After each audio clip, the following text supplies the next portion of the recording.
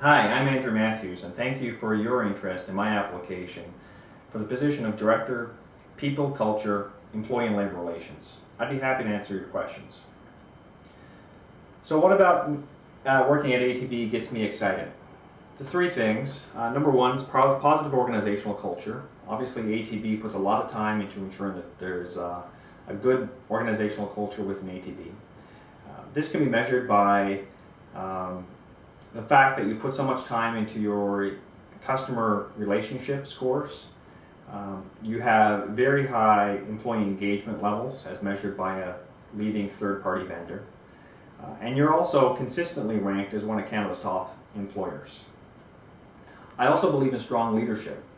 I believe all employees have an opportunity to lead despite their role not necessarily being directly a leadership position. Working under and for one of Canada's top presidents and CEOs gets me really excited. The third thing is the opportunity to actually learn a new business industry sector.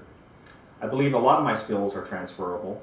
However, there will be new skills to learn, new relationships to forge, and new unions to work with.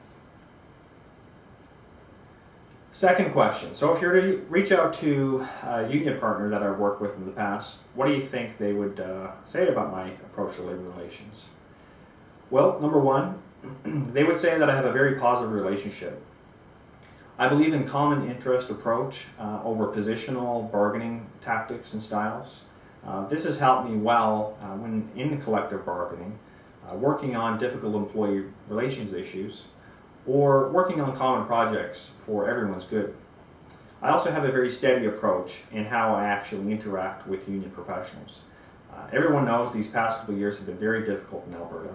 However, despite this, and despite the emotionally charged situations that this has sometimes led to, I've been able to be consistent and positive throughout my interactions with the union stakeholders. Number three, what does it take to be a successful leader? Well, I think there are two main components of this. You need to have a real commitment to those people that you actually lead. You need to ensure that those individuals and those employees understand that you have their best interest at heart.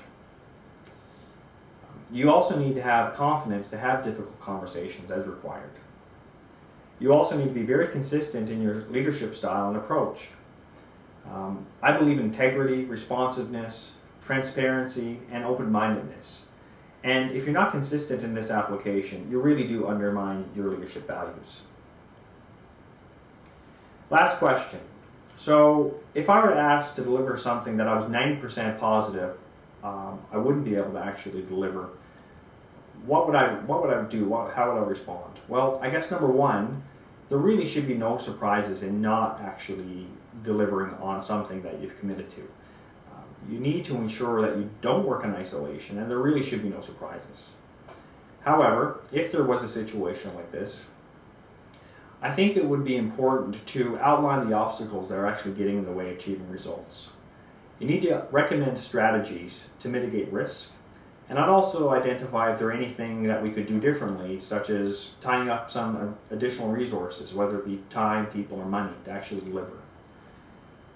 Alternatively, perhaps you don't hit 100% of what the deliverable was, but there could be value in actually delivering 60% of that or 70% of it. So perhaps I'd make some recommendations.